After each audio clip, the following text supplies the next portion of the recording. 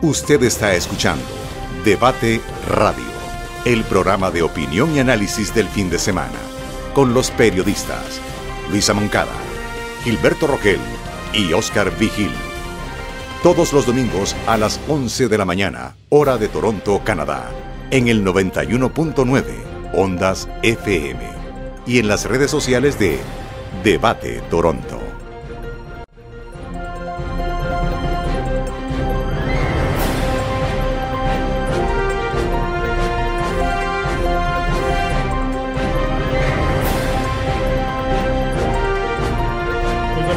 Amigos, amigas que están en sintonía como todos los domingos de su programa de opinión, de análisis, de entrevistas, de noticias, de chismes últimamente también, desde que Gilberto se ha puesto más gracioso. Debate Radio, todos los domingos en el 91.9 FM y a través de www.ondasfm.ca y www.facebook.com/Debate Toronto. Soy Oscar Vigil y conmigo, como siempre en este programa, mis colegas Gilberto Rogel, Luisa Moncada y Alexandra Crespo. Luisa, buenos días, ¿cómo estás? Te extrañamos el domingo pasado. ¿Qué te había hecho? Y buenos días a todos. El domingo pasado lamentablemente no pude estar con ustedes porque tuve un pequeño problema de salud, pero ya estamos listos. Y como la verdad es que en estos tiempos aciagos, cualquier cosa que sea fiebre, gripe, estornudo o parezca alergia, hay que prevenirla. Así que no era al fin COVID, pero sí tomé la decisión de permanecer en casa por un tema de prevención, ¿no? A mí me dijeron que el tema era que tenía 21 grados de calor.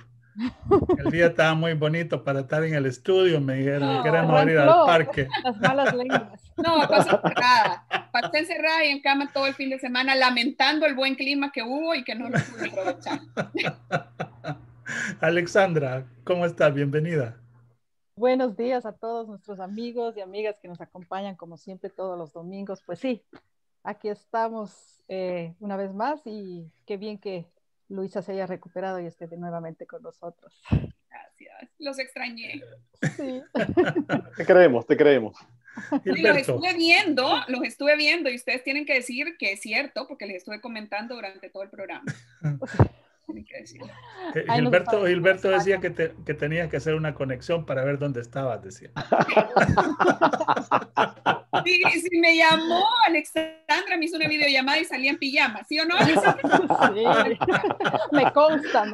Bueno, el problema, Luisa, bueno, en principio bienvenidos y bienvenidas a este programa. El problema es que el clima está mejorando en Toronto y en el área cercana como Mississauga. Obviamente estamos disfrutando las bendiciones que está trayendo este verano adelantado y alguna gente comenzó a especular en las redes sociales dónde estaba Luisa. Y yo les dije, Luisa no está de vacaciones, Luisa está en su casita.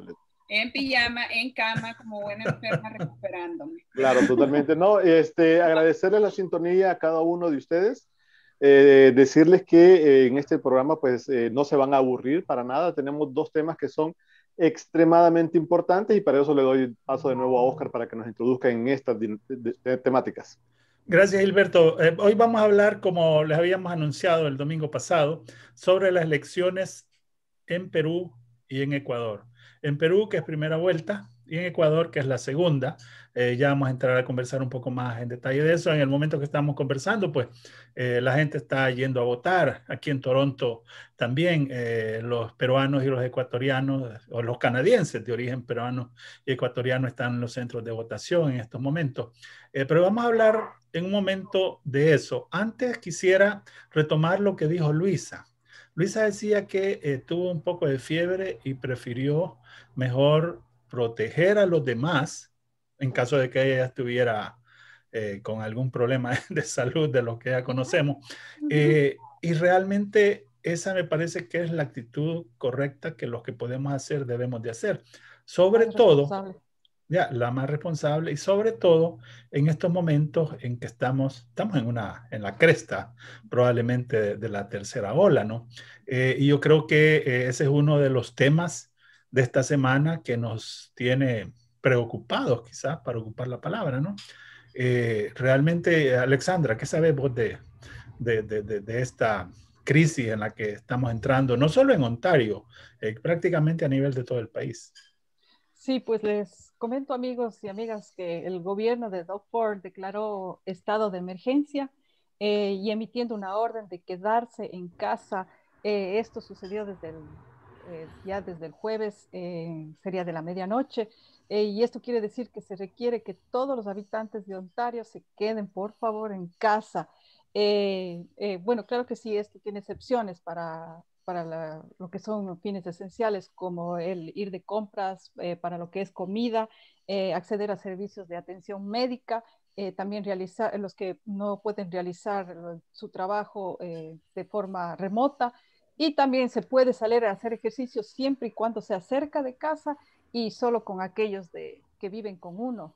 Eh, También esta orden se dio debido al gran aumento de casos lamentablemente, de casos de COVID-19 que se ha venido incrementando en las últimas semanas.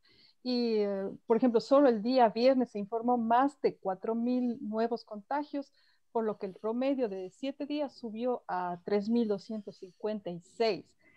También recordemos que en el pico de la pandemia, que fue el 11 de enero, fue de 3.555. Entonces, más o menos podemos imaginarnos la magnitud de lo que estamos viviendo en este momento. También Ya, la sobre, agencia... sobre, sobre, Sí, sobre ese tema de la pandemia, lamentablemente conocemos de miembros de nuestra comunidad, ¿no? Que están en estos momentos pasando por momentos difíciles, que han pasado en las últimas semanas y que han pasado y que están pasando en estos momentos. No sé si Ulisa y Gilberto conocen casos o han vivido experiencias. Pues Gilberto me contaba que cuando va caminando en la calle trata de ir a media calle, ¿verdad, Gilberto? Para no encontrarse con gente. No, y te comento, creo que les habrá pasado a muchos de ustedes. Yo tomo el tren, el servicio de transporte público aquí en la ciudad, y ha bajado en las últimas semanas, ha bajado la cantidad de personas en la mañana. Sin embargo, hay gente que tenemos que salir a trabajar, y obviamente hay gente que se lo toma muy a la ligera. Yo te digo, yo no he visto en los últimos meses quizás una o dos personas sin la mascarilla. De allí creo que la gente está siguiendo mucho las indicaciones del uso de la mascarilla, pero a partir de los últimos 2 o 3 días yo he comenzado a usar una doble mascarilla. Te digo, genera un poquito de temor porque los casos están subiendo, las unidades de cuidado intensivo en la mayoría de los hospitales de Toronto y su alrededor están saturados. Entonces, como Luisa decía, la mejor precaución es quedarse en casa y seguir las indicaciones médicas. Sí, Los quedarse en casa, los que puedan quedar en casa. los que puedan Lo que quedarse en casa, efectivamente. Y sobre este tema también el día jueves, no, día miércoles que dio la conferencia, el primer ministro Doug Ford, él decía un anuncio que para muchos, digamos, nos dio un poco de tranquilidad. En mi caso, yo sí tengo la dicha de poder, las cosas que hago, trabajarlas desde casa y coordinarlas con el cuidado de mis hijos. Pero mi esposo, por ejemplo, sí tiene que salir y trabaja todo el día afuera, entonces porque es trabajador esencial y no ha parado de trabajar desde que inició la pandemia. Entonces, la pregunta que se le hacía a Doug Ford, las críticas que él tuvo que enfrentar el día de esta conferencia, es el tema de la vacunación en los empleados que nunca pararon de trabajar y que no tienen, la mayoría de ellos también, licencia de días de enfermedad pagados. Entonces, él decía, ok, se hizo una lista de los postal code que tienen más casos de COVID-19, una lista que realmente es alarmante porque estamos hablando de que el 80% de los casos, al menos en la ciudad de Toronto, están concentrados en 10, solamente en 10 es postal code, ¿ya? Entonces, esta situación, pues, era para mucha gente alarmante y se está a la espera de ver qué va a suceder con el tema de la vacunación, porque la promesa era de que por lo menos en esta semana que vamos a iniciar, que es el Spring Break, para los chicos se vacunaran a los maestros y que luego en los postal code, donde hay más casos, que son York, Peel y Toronto, es decir, el GTA, se iban a hacer clínicas de vacunación que iban a ser ambulantes, digamos, para andar vacunando a la gente en los lugares, algo que creo que es sumamente importante y que se ha demostrado que la vacunación, por ejemplo, en el caso de los adultos mayores, que ya buena parte de ellos han sido vacunados, solamente de los casos activos que hay hasta este momento solo hay 10 que son adultos mayores, es decir, la vacunación sí funciona, sí da resultado y sí es el camino que tenemos que seguir para hacer frente a la pandemia. Sí, además, aquí en la región de Peel, que es Brampton, Mississauga y Caledon, ya los de 58 años y mayores de 50 años ya pueden hacer la reserva también ¿Mayores de para 50 o de 58? No, de 50 años, sí, Okay. mayores, aquí en la región de Peel por lo menos. Pero sí. también, O Alexandra, sea, pueden empezar a hacer ya la reserva. No, Sí, todavía no han adquirido la vacuna, pero ya pueden hacer la reserva. Pero quiero decirles que en algunas áreas de Toronto ya se están aceptando a las personas mayores de 50 años para la próxima semana y particularmente están abiertos como 5 o 6 lugares donde las personas pueden hacer el booking, como decimos en inglés, hacer la reservación y la vacunación va a comenzar generalmente de miércoles para allá, porque creo que es donde va a haber más dotación de vacunas a nivel de Toronto. Ahora, Alberto, perdón, ¿tenés idea cuándo comienzan arriba de los de 30? Para ver si puedo comenzar a buquear. No creo, te va a tocar allá por enero. Eso es decir, el punto es que la mayor parte de gente que se está enfermando ahora está entre los 20 y los 40. Sí, eso también, sí. Y hemos visto que, según, yo les voy a decir, hay un grupo de médicos en Twitter que ellos están manejando las estadísticas día a día de lo que está pasando. Entonces ellos dicen que hay muchas personas que son trabajadores esenciales que están en este rango de edad, que se están enfermando, se están ingresando e incluso lamentablemente pues están muriendo por el COVID-19. Yo creo que la apuesta de las autoridades debería de ser, y creo que va encaminada, al menos en el tema de las declaraciones que han dado, pues empezar ya a vacunar a la gente que estamos, porque yo ya me vi en mi postal code y estoy dentro de estos hotspots. Yo creo que todos estamos, porque Alexandra vive cerca de mi casa, yo creo que todos estamos, y empezar a vacunar rápidamente, ¿no? A las personas que son trabajadores esenciales y que viven en estas zonas para así empezar a frenar los contagios. Bueno, yo creo que si vemos el mapa, porque es publicado un mapa donde están los hotspots en rojo. En la zona roja. Y casi todo Toronto está, el GTA, digamos, está en zona roja, o sea, está colorado todo el mapa. Claro. Oscar, a excepción, si se percataron, a excepción los que vivimos en Toronto, en el área cercana, lugares como Rosedale, que obviamente son de los lugares más económicamente altos aquí en la ciudad. Y curiosamente son los lugares en donde más gente se ha vacunado también, según la gente. Sí. Algo que fue también duramente criticado. ¿Por qué el mapa está en rojo en varias de estas zonas? Pues la respuesta es sencilla y las estadísticas hablan por sí solas. El 60% de las personas que viven justamente en las zonas estas que aparecen como rojas en el GTA son trabajadores esenciales. Nunca han parado de trabajar, es decir, son la clase obrera, más del 60% de los que aparecen en ese mapa. Así que este también es un dato importante de compartir, y si usted ha tenido que seguir trabajando de manera constante, pues no está de más pedirle que el cansancio por la pandemia no le haga bajar las medidas de seguridad, sino al contrario, reforzarlas, porque también el 67% de los casos nuevos que hay son nuevas variantes, que a su vez son más contagiosas. Bueno, pero algo positivo, digamos, es que a esta semana, al final de esta semana,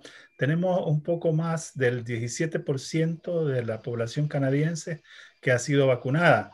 Y según estaban diciendo las autoridades, Canadá, después de que tanto se le criticó, ¿no?, que estaba en la cola por abajo de todos los países del tercer mundo, etcétera, etcétera, ahora resulta que está, si no me equivoco, en el número 7 dentro de los países del G20. O sea, el proceso de vacunación está siendo acelerado, y si le tomamos la palabra al premier Doug Ford, va a ser muchísimo más acelerado en este mes, ya que dice que él espera que cuando termine la pandemia casi todos estemos vacunados.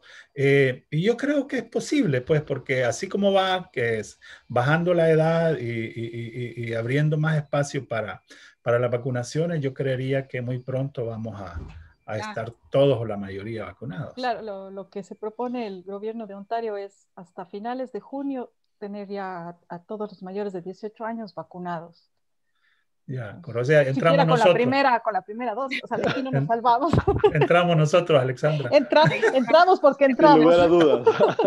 Ahora, una pregunta, y esto yo le preguntaba a Alexandra precisamente la semana pasada, porque se oyen tantas cosas, que hoy es el stay at home, ¿verdad? Pero antes era lockdown, shutdown, ¿qué más ha habido? Ha habido un montón de medidas, de nombres y de medidas. ¿Cuál es la diferencia entre todas estas? Porque déjenme decirle una cosa. Cuando anunciaron las medidas la vez pasada, que creo que nosotros nos mantuvimos en Toronto en la zona gris, creo, ¿verdad? No cambió de color, creo. Realmente en Toronto no cambió nada. O sea, cambió en otras ciudades, pero las medidas duras para evitar la contaminación, en Toronto realmente no cambió nada. Ahora, con estas nuevas medidas del stay at home, sí hay cambios. Alexandra, ¿manejas toda esta terminología? Bueno, sí, ahorita estamos porque se maneja con colores, para poder así tener una guía tanto para los funcionarios de salud como para la gente, no se pueda guiar. Entonces hay 6 colores. Hay el color blanco, que es el de la orden de quedarse en casa. Está el color gris, que es el lockdown, que es, o sea, el cierre todavía, pero con un poquito más o sea, que se puede abrir ya, por ejemplo, algunos negocios y todo eso. Y ahí tiene la zona roja, que es ya menos, ¿cómo se diría? Restrictiva. Claro, estrictas. Ahí viene la naranja, la amarilla y la verde, que ya sería la más positiva, pues, ¿no? Entonces estamos en la blanca ahorita. Ahorita estamos en la blanca, que es la de mayor restricción, sí, la de shutdown, cierre, de la orden más que todo. Esta sí es una orden, no es que por favor quédese en casa, sino es una orden. Una orden que ha golpeado fuerte a la gente, porque ahora que el clima ha mejorado y también una de los cambios que han existido hasta ahora es que las grandes tiendas no pueden vender productos que no sean no esenciales. Y hemos visto lugares como por ejemplo este que vende las cosas a $1, que casi nada vale $1, pero tiene el nombre, en el que se tiene literalmente solo un pasillo funcionando. Un pasillo porque todo lo demás ha sido restringido, que no lo pueden vender. Algo que de alguna forma, pues espero yo que la gente haga conciencia y beneficie a las pequeñas empresas y no siga beneficiando a Amazon, porque pues sí, ¿verdad? ¿Algún problema con Amazon? Ni el más mínimo, no, ni el más mínimo, pero lo que pasa es que estas empresas, actually sí, o sea, estas empresas han generado los grandes brotes de COVID-19. Hemos visto en una sola planta más de 600 casos de COVID-19 versus que han duplicado sus ganancias en lo que va de la pandemia. Pero, y han quebrado los pequeños negocios. Exactamente, han subido. Y agréguenle a eso, por ejemplo, también que Canada Post casi ha tratado de ocultar que ha tenido un brote de casi de 300 en una planta que está ubicada en la zona de Islington, Kipling. Y hubo otro en Mississauga. Mississauga, sí. Ahora, el caso de Amazon fueron 975 casos. En total. En Brampton, sí. Solo en esa planta. Y una información que salió esta semana, que me pareció interesante, es que la provincia le ofreció a Peel 5,000 vacunas para que inmunizaran a todos los trabajadores de Amazon de esa planta para que no cerrara. Y los médicos de Peel no las aceptaron. No. Porque dijeron de que era incongruente, era más importante seguir con la política de los ancianos, digamos. Y además... Recordemos que eso fue cuando se cerró la planta, que todavía no se habían vacunado a los ancianos. No fue en este momento, pues hay que hacerla. Sí, y la otra cosa es que el hecho de vacunarlos tampoco significaba que le iban a abrir, porque tenés que esperar 15 días aproximadamente para que haga efecto. Entonces, me parece interesante. Yo creo que aquí realmente una medalla se la merecen los médicos, la mayoría, ¿verdad?, de médicos, porque han estado jugando un papel realmente impresionante. Ya, si esto que han hecho, por ejemplo, de ocupar los criterios de humanidad y todo eso, pues le hace honor a la carrera, definitivamente. Claro. Al juramento. ¿Y qué les parece si cerramos esta sección de noticias que ya se nos amplió bastante?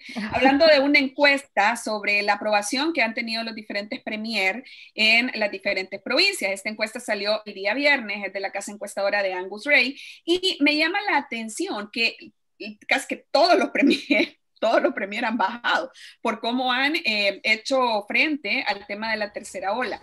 Por ejemplo, en Saskatchewan está un 50% de votos en contra, digamos, o de percepción negativa de la gente. En Manitoba, 50%, en Ontario, un 65%, y en Alberta, un 75%. Es decir, o sea, políticamente, al parecer, al menos con esta encuesta, podemos ver de que la tercera ola pues sigue beneficiando a Justin Trudeau a nivel nacional, pero no a los premier a nivel provincial. ¿Tenés los datos de Quebec?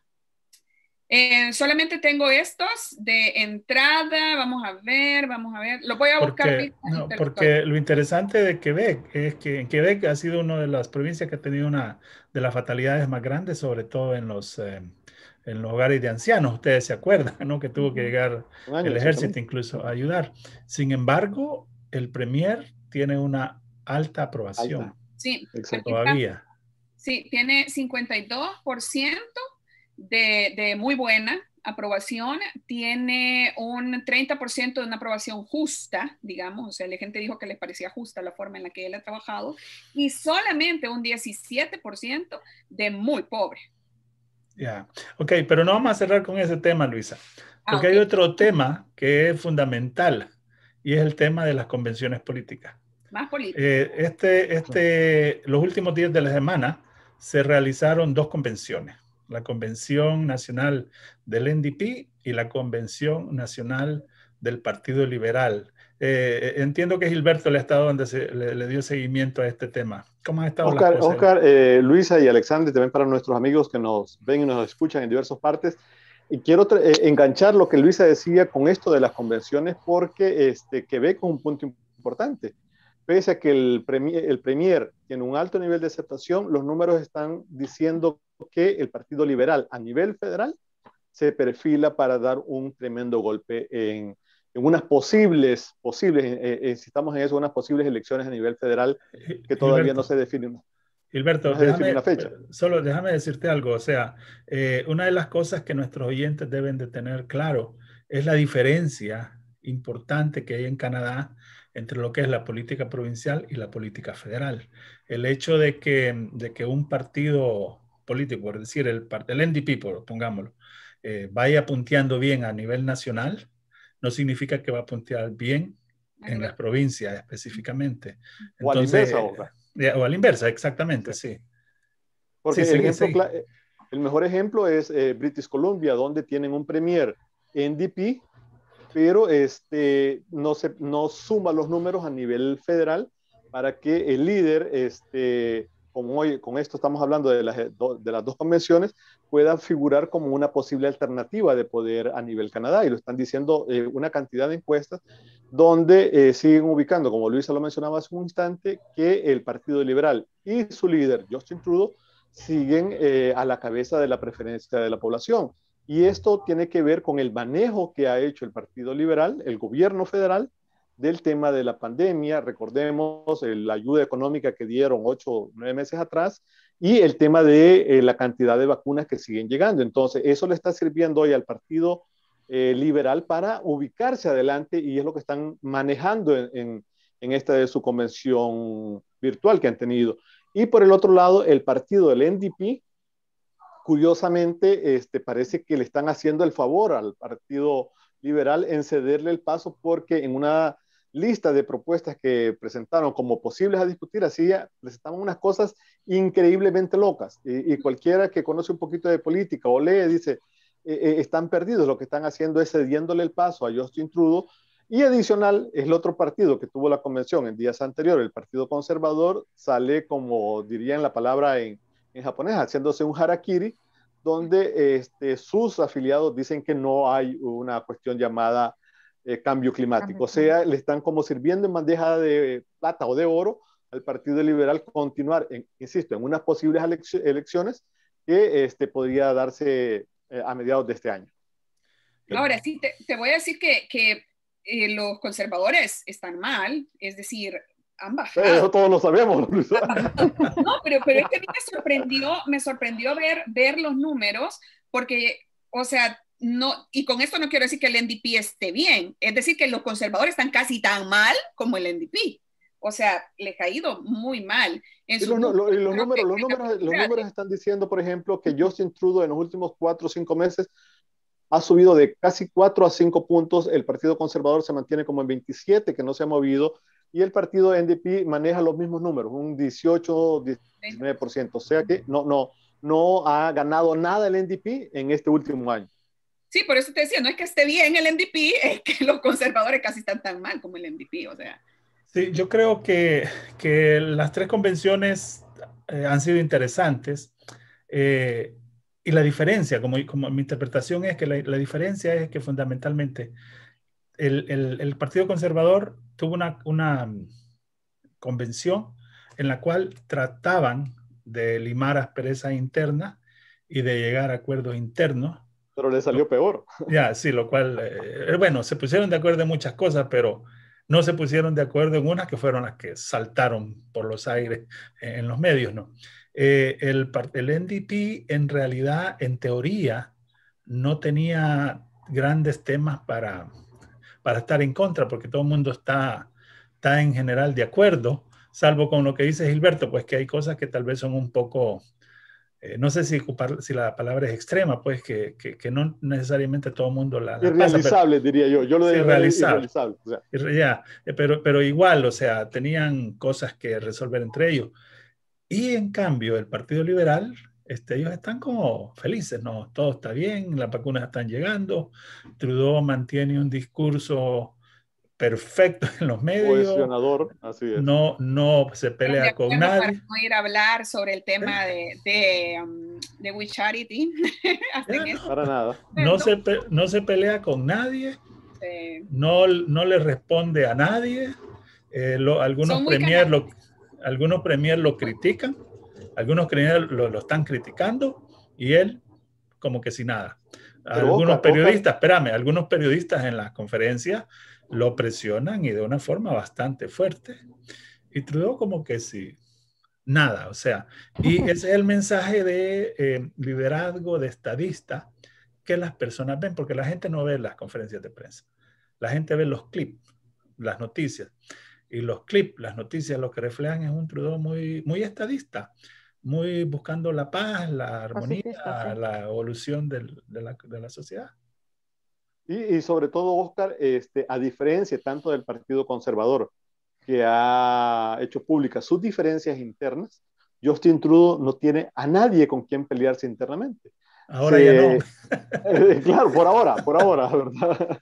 Pero se especula que la ministra de Finanzas, Cynthia Freeland, podría ser una sucesora o meterse al pleito por liderar el partido, pero a ninguno de los dos les conviene. Y por el contrario, Justin Trudeau aparece como esa figura que tú dices, como una figura muy calmada, como una figura que aglutina al partido, y obviamente eso le está generando un rédito político inalcanzable para ninguna persona adentro de su partido, ni mucho menos afuera. Bueno, yo creo que hoy sí, dejemos las noticias a un lado, dejemos la política a un lado, le digo la política canadiense, hagamos un corte y vámonos a los comerciales obligatorios y regresemos para hablar ahora sí de Perú y de Ecuador. Amigo, amiga que nos escucha, usted está sintonizando Debate Radio. Regresamos en un minuto. ¡Tacos de $1! Martes y miércoles de $1. Tacos de carnitas, birria, cochinita, bistec y más. Arma tu combo con el sazón de la tía Flor. Te esperamos en 1549 O'Connor Drive, East York. Búscanos en Facebook como El Sazón de la Tía Flor. Haz tu pedido al 416-689-2450. Nos vemos el fin de semana con entregas a domicilio gratis en el GTA, porque el verdadero sazón es con la tía Flor. Usted está escuchando Debate Radio, el programa de opinión y análisis del fin de semana, con los periodistas Luisa Moncada, Gilberto Rogel y Oscar Vigil.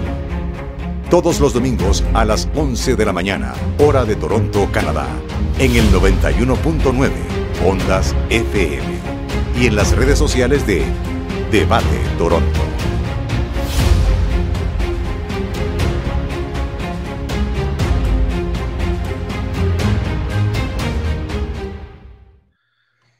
Gracias por estar en sintonía de Debate Radio, su programa de análisis, de información, de opinión, de debate de todos los domingos a través del 91.9 FM, a través de las redes sociales de debate, de Revista Debate y a través de ondasfm.ca. Estamos en el programa, como siempre, Oscar Vigil, su servidor, y mis colegas Luisa Moncada, Gilberto Rogel y Alexandra Crespo.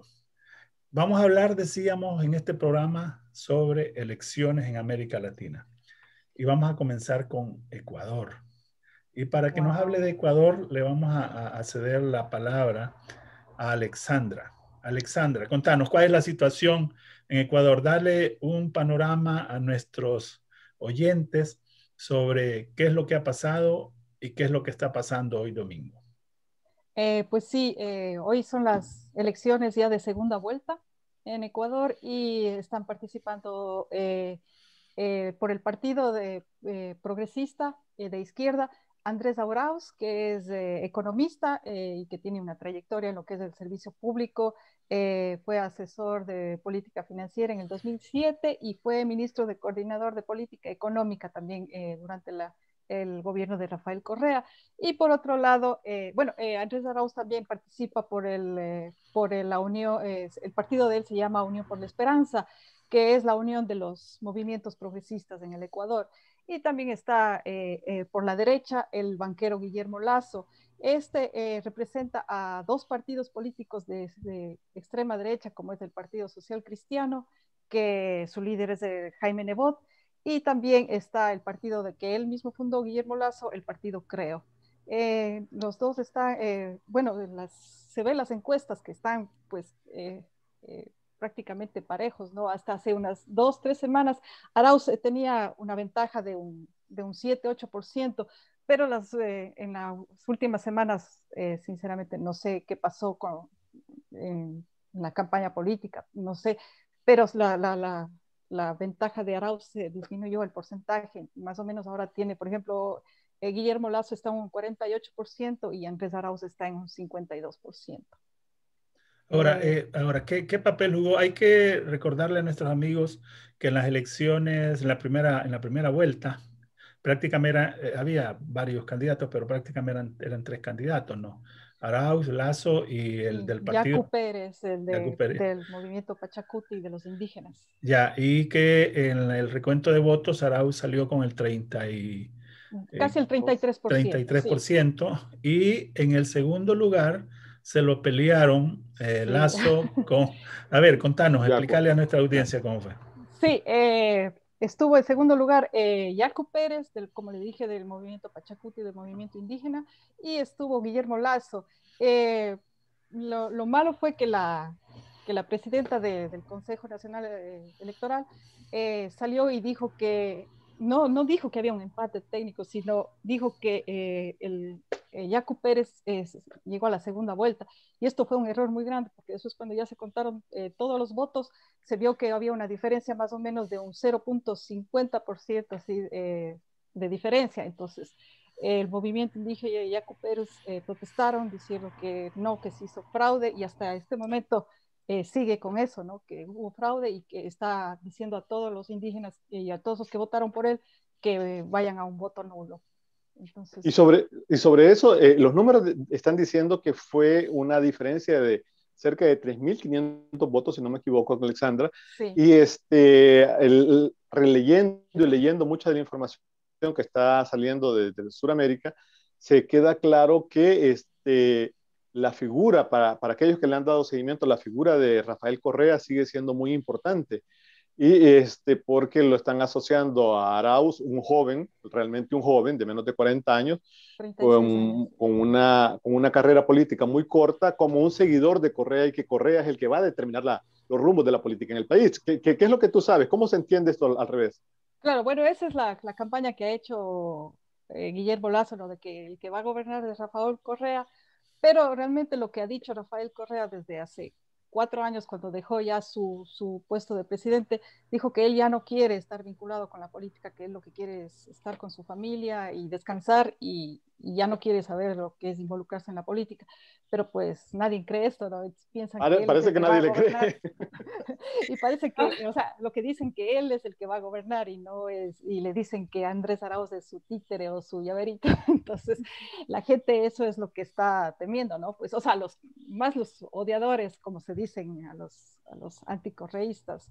Entonces, eso es tal vez también lo que le ha bajado un poquito la puntuación a Andrés Arauz, porque no lo ven a Andrés Arauz como un candidato independiente, sino le ven a Arauz, o sea, como Rafael Correa. Entonces, esa es la sombra más bien para lo que Ahora, la figura de Rafael Correa, recordemos que también tuvo incidencia en el gané del actual presidente, aunque después el actual presidente pues se le volteó a Rafael Correa y terminó siendo una sorpresa tragicómica, ¿no? Para muchos en Latinoamérica, de verdad, en el tema de sus políticas. Ecuador está pasando en este momento, bueno, en este super domingo electoral, también Ecuador está en un momento crítico frente a la pandemia de COVID-19 y sobre la crisis económica también, que va a significar para muchos países, bueno, casi para todos los países de Latinoamérica, ¿no? ¿Qué sabes al respecto sobre cómo están? Pues sí, en estos 4 años de gobierno, lamentablemente, Lenín Moreno hizo revirtió muchas cosas de lo que hizo Rafael Correa. Cerró muchas empresas estatales como Correos del Ecuador, como la línea aérea TAME, y dejó a miles de desempleados, pues, a miles de empleados públicos sin trabajo. Y la crisis económica cambió completamente, destruyó lo que se quería implementar, lo que son las cocinas de inducción, porque se construyeron varias hidroeléctricas y entonces Ecuador estaba exportando energía eléctrica a otros países. Entonces era mejor ocupar más energía eléctrica que el gas, pero todo esto revirtió, y además quiso quitar el subsidio de la gasolina, y en octubre del 2019 hubieron las protestas donde los indígenas se alzaron, y lo que se trataba era de sacar a Lenín Moreno, pero no se pudo, lamentablemente, y pues hubo 12 muertes, muchos heridos, y ahora lo que están exigiendo también es que se haga un juicio también por eso. Ahora, según la información que yo tengo, la popularidad de Lenín Moreno era tan baja que decidió no participar en las elecciones. Sin embargo, uno de los aliados de Lenín Moreno fue precisamente Lazo, el actual candidato. Entonces, la pregunta es, si Lenín Moreno su gobierno estuvo tan mal y uno de sus aliados fue Lazo, ¿cómo es posible que Lazo ahora esté punteando tan alto? Esa es una de las cosas que yo me pregunto. Vos como ecuatoriana tenés una idea de qué es lo que puede estar pasando. En su campaña, en cambio, como que le echó a Lenín Moreno que él no estuvo con Lenín Moreno, sino más bien es el candidato de Rafael Correa, que Rafael Correa puso a Lenín Moreno en el puesto. Entonces ha sido su campaña de desvincularse de Lenín Moreno y de echarle la culpa de todo pues a Rafael Correa. Entonces también esa ha sido la discusión, porque cada uno se le echa la culpa de Lenín Moreno. Entonces eso fue pues su campaña, de echarle la culpa de que no él no ha estado, sino más bien que fue puesto por Rafael Correa. Ahora, Gilberto. Perdón. No, es que aquí no peleamos el micrófono. No, pero lo mío es rapidito. Algo que siempre voy a lamentar de la figura política, principalmente en Latinoamérica, luego de que ya se fue el loco de Trump, es que salgan a hablar sobre posibles fraudes. Yo creo que esto no beneficia en lo más mínimo los procesos electorales en países con democracias frágiles como los nuestros, ¿no? Los países latinoamericanos. Y lo digo porque justamente Rafael Correa pues ya salió diciendo que considera que se está haciendo un fraude, no sé qué. Me parece ser un mal perdedor anunciado, todavía sin saber si tan siquiera se iba a perder, pues. O sea, pero sí me parece de mal gusto, ¿no? Porque esto asusta a la gente y sin evidencia, sin pruebas, le pone tensión a un proceso de por sí tenso, a un proceso electoral, y sí creo que es lamentable. Luisa, yo quiero estar totalmente desacuerdo con esa parte porque leyendo un poco lo que está pasando en Ecuador, me llamó la atención un nombre que quizás Alexandra quizás lo habrá escuchado por allí, un señor que se llama Jaime Durán Barba, y este personaje un poquito oscuro, digámoslo así, fue uno de los asesores de Macri en Argentina y fue el que hizo todo el trabajo sucio de Macri.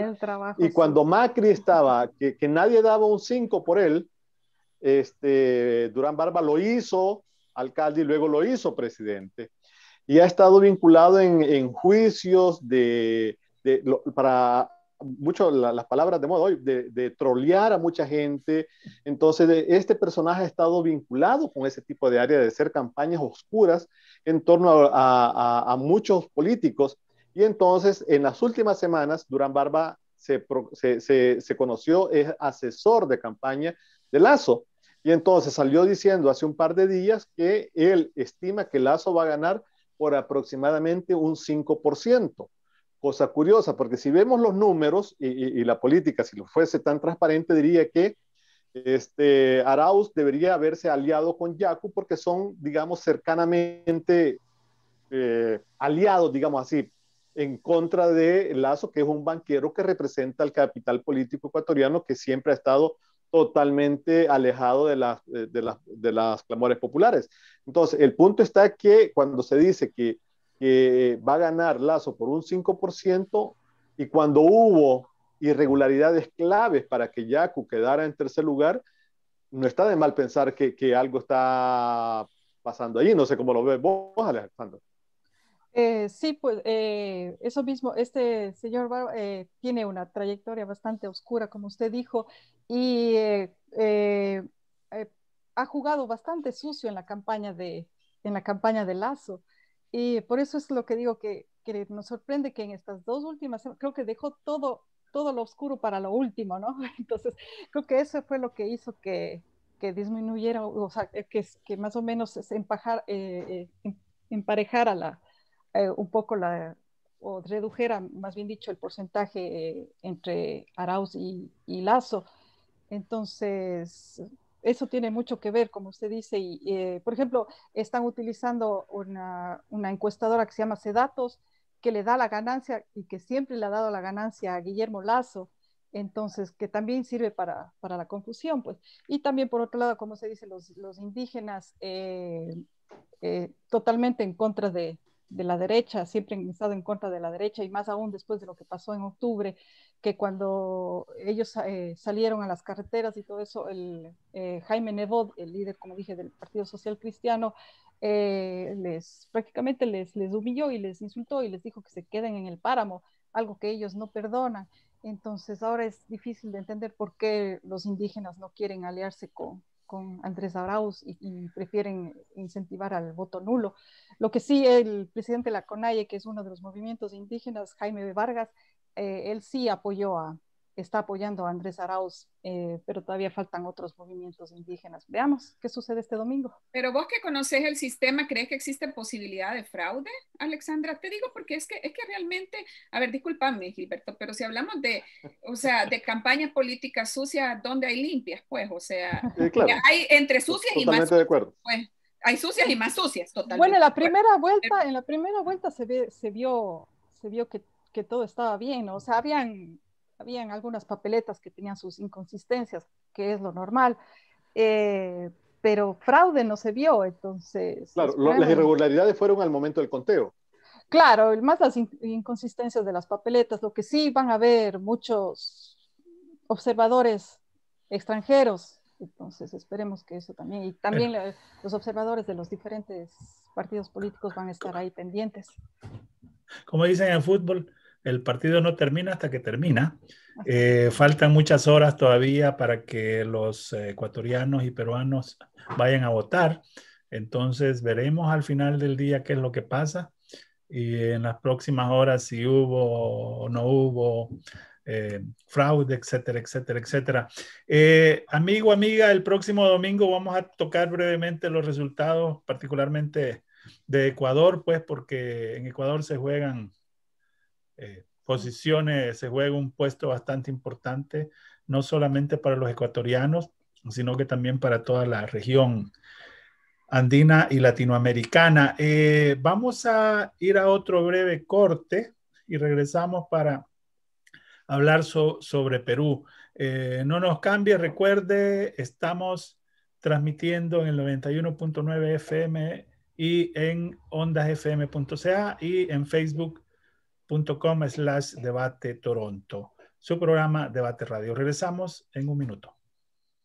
Tener el auténtico sabor de Latinoamérica en la puerta de tu hogar y con envío gratis nunca fue tan fácil. Ingresa a www.unimarket.ca y ordena ya. Exquisitos ingredientes, tu comida y antojos favoritos y todos los sabores que disfrutaste en tu infancia. Entregas gratis y en menos de 24 horas en todo el GTA, con compras de $60 o más. Mi mercado es tu mercado. Unimarket.ca. Muy buenos días, amigos, amigas que están siempre con nosotros todos los domingos escuchando Debate Radio. Estamos aquí nuevamente con ustedes para seguir hablando de política en América Latina. Y en esta sección vamos a hablar sobre las elecciones en Perú. Lo primero que hay que decir es que es primera vuelta, que hay 18 candidatos presidenciales. 18 fórmulas. 18 fórmulas. Y que quien va punteando no llega más arriba del 15%. Todos están del 15% para abajo. O sea, son 6 candidatos los que tienen, entre comillas, más posibilidades. Y eso es porque están un poquito cercanos al 15%. Y el no sé si voy a votar, no me interesa, etcétera, tiene, si no me equivoco, alrededor del 30%. O sea que si las elecciones fueran contabilizadas sobre esa base, ganaría el no sé, no contesta, no me interesa. Es un panorama un poco complicado para los peruanos. Sin embargo, si uno ve la historia reciente de Perú, pues entiende qué es lo que está pasando, ¿no? Porque en pocos años han tenido 4 presidentes. Oscar, del 2016 al 2021, los historiadores dicen que ha sido el periodo más turbulento que quizás ha tenido Perú en toda su historia. Desde presidentes corruptos, diputados que han sido literalmente sacados, presidentes que han sido votados de la noche para la mañana, presidentes que han durado 2-4 días, hasta personajes totalmente oscuros en la política peruana. Así es, y también hay que decir que dentro de estos 5 candidatos porque son justamente 5 candidatos los que tienen posibilidad, no tan real de ganar, porque ninguno pasa del 15%, como decía Oscar, pero dentro de estos 5 está la hija de Alberto Fujimori, expresidente peruano, que está en este momento en prisión por delitos por crímenes de lesa humanidad y que tiene una condena, creo que es de 30-35 años, y que su hija también tiene un proceso penal abierto y se está enfrentando a la posibilidad de ser condenada por corrupción en el caso del Odebrecht y que también tendría 30 años como mínimo de condena. Dicen que pues está dentro, recordemos que Keiko Fujimori es el tercer intento que tiene de ser presidenta, que ella viene en campaña y que en 2016 no le fue tan mal en los números, ¿no? Así que vamos a estar al tanto de lo que va a pasar en las elecciones que se están desarrollando el día de hoy. Me llama la atención porque pareciera ser que desilusión política, digamos, está acompañando a muchos países de Latinoamérica. Como ustedes lo decían, en Perú ha tenido años realmente convulsos y las últimas noticias en medio de la pandemia tampoco ayudan, porque recordemos que también tuvieron el escándalo hace muy poco de vacunación, porque simple y sencillamente se fue a vacunar por el presidente y todos los ministros antes de vacunar a la gente. La vacunación VIP, como dice. Ajá, y que luego todavía el presidente Caradura salió y se vendió como diciendo, no, pues sí, pero es que yo me estaba ofreciendo para que probaran en mí la vacuna, porque eso fue en noviembre, pero la gente se indignó muchísimo más. Como un role model, él quería hacer eso. Exacto, él era el role model. Ajá, exacto, porque eso fue es que tú no entiendes, Luisa.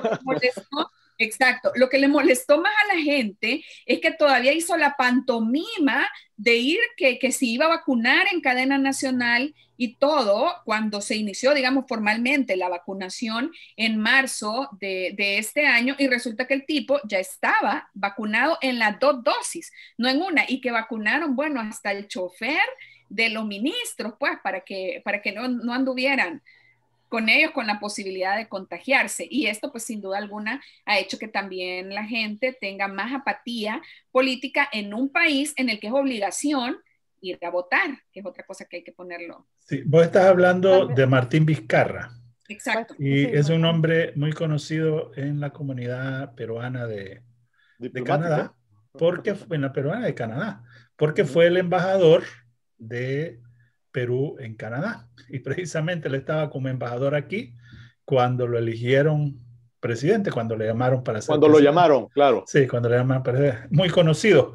Y un dato que me parece a mí interesante, que anecdótico, pues ya que estamos en la etapa de las anécdotas de la vacuna, del vacuna gate, es que otro que fue vacunado fue el nuncio apostólico del Vaticano, sí, es en Perú.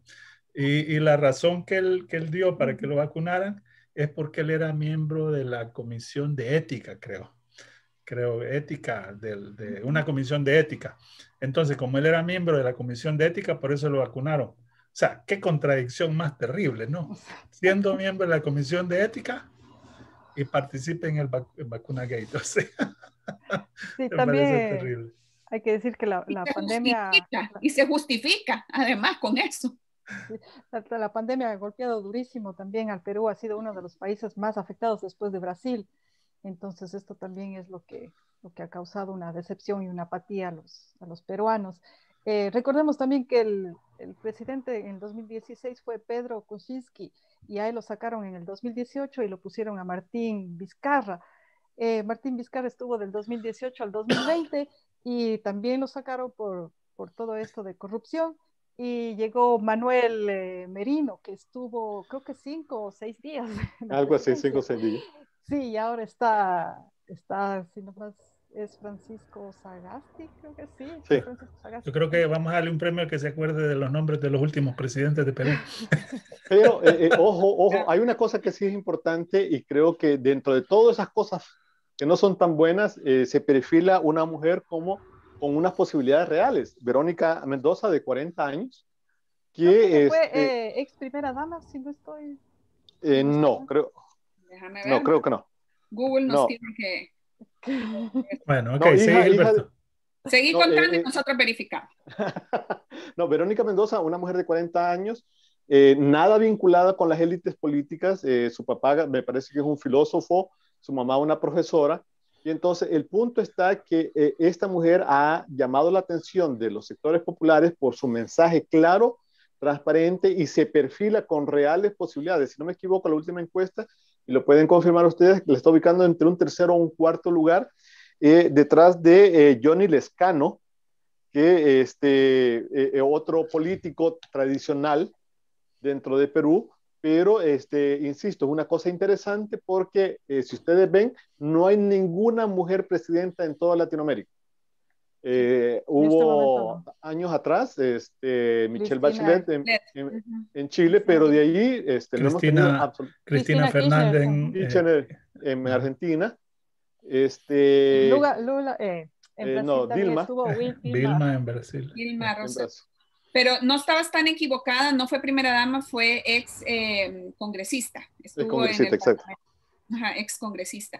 Ahora, en este tema de Perú, les voy a decir que la última encuesta internacional que se dio a conocer por The Deutsche Welle pone por 3 céntimas arriba a Keiko Fujimori, pero en un quíntuple empate técnico que a la hora del conteo no quisiera estar ahí porque sí va a ser complicado. Ahora también hay otro candidato dentro de los 5, que es Pedro Castillo, que es un candidato que no es muy conocido, pero es de extrema izquierda, supuestamente que también aparece dentro de estos 5 posibles presidentes. Vamos a ver. Ahora, la pregunta del millón aquí es, independientemente cuál sea el resultado, ¿le va a resolver la crisis institucional que tiene Perú? Ese es el problema para los peruanos y es el problema que están viendo.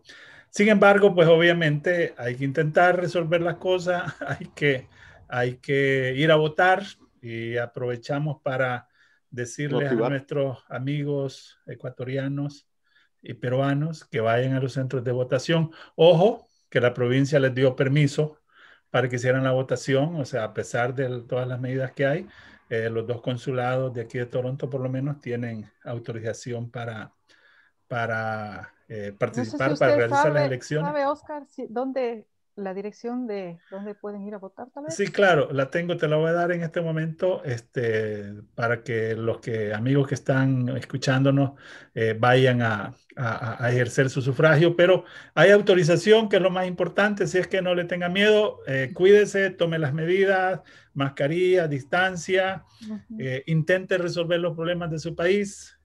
Perú está más complicado todavía por esta variedad y porque todo el mundo no le tiene mucha fe al resultado electoral, pero bueno, así son las cosas, así es la vida, así es la realidad y la única forma de cambiarla es involucrándose en eso.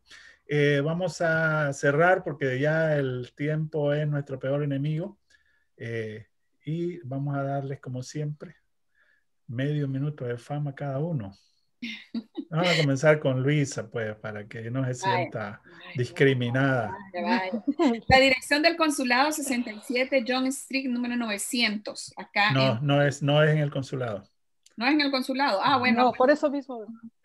Pues no digamos nada. Bueno, entonces solamente me queda decirles que por favor se cuiden, que el COVID-19 continúa estando afuera, que estamos en el peor momento de la pandemia acá en Ontario y pues no quiero ser alarmista, pero en buena parte de Canadá en este momento las UCI están más llenas que en la primera ola, para que se hagan una idea. Así que por favor, si usted tiene el privilegio, enorme privilegio de poder permanecer en casa, hágalo. Y si no, cuídese mucho. Alexandra.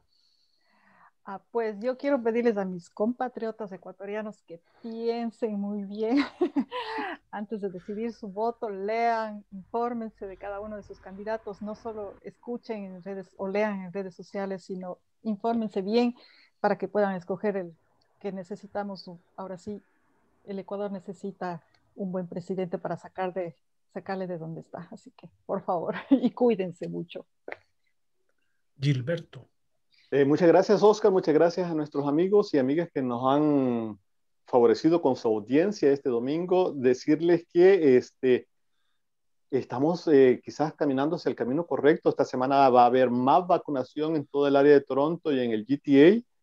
Apúntese, los rangos de edad están dándole más chance, así que busque. La provincia está dando una información totalmente importante junto con la alcaldía y me imagino que está ocurriendo lo mismo con las alcaldías de GTA. Así que por favor cuídese y escúchenos la próxima semana. Ya, sobre todo lo último. No, las dos cosas son importantes. Escúchenos la próxima semana. Vamos a hablar sobre un tema que es muy importante. Vamos a tener una invitada especial que va a explicar bien una problemática que nos afecta sobre todo a los que somos de color, ¿verdad? es el tema del racismo, y tenemos una concejal de origen latinoamericano que está al frente de ese trabajo aquí en Canadá. Vamos a conversar sobre eso la próxima semana, pero mientras llega la próxima semana, por favor siga los consejos que le está dando Gilberto, Luisa, Alexandra. Cuídese, mantenga la distancia, use la mascarilla, no la máscara, la mascarilla. La máscara es la doble, que se puede usar doble mucho mejor. Use la mascarilla y sobre todo, lo más importante, use el sentido común.